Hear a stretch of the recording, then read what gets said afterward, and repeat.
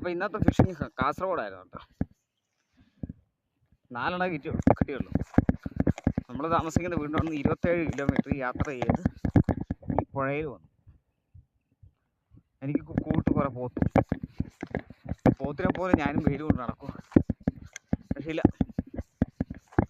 ഞാൻ ഉപയോഗിക്കുന്ന ഇതായിരുന്നു കേട്ടോ. ഫ്രോഗ് മാറ്റി വെള്ളം പറ്റിക്കൊണ്ടേ വാട്ടറാണ്. എന്തായാലും മീൻ അടിക്കുന്നത്, പക്ഷേ മിസ്സാകുകയാണ്.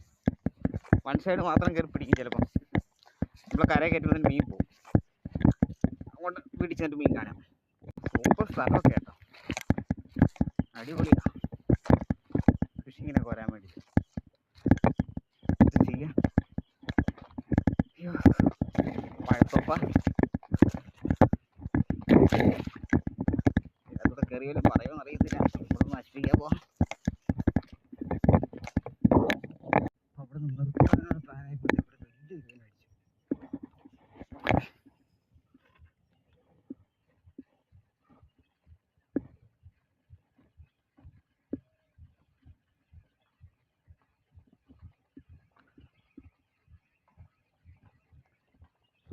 സമയം എത്ര ആയില്ലേ?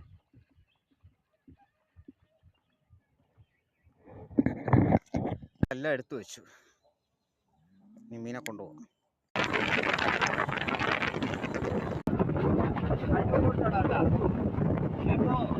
ഹൈവേയുടെ പണി കഴിഞ്ഞാൽ നമ്മൾ ഈ പോക്കറ്റ് റോഡ് കൂടെ പോകാൻ പറ്റില്ല. ഹൈവേ കൂടെ പോകാൻ പറ്റില്ല എന്നൊക്കെ ഈ പറയുന്നുണ്ട്.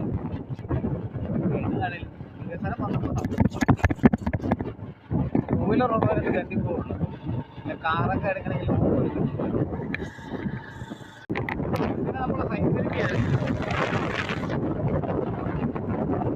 ഈ സ്വപ്നങ്ങളിൽ മാത്രമേ ഹൈവേ 2 വീലറുകാരൻ തെറ്റി പോകുള്ളൂ. ഇങ്ങനെയാണ് പറയണത്. ഇങ്ങനെ പറയുന്നത് നമ്മുടെ നാട്ടിലെ നിയമമൊക്കെയാണ്. 2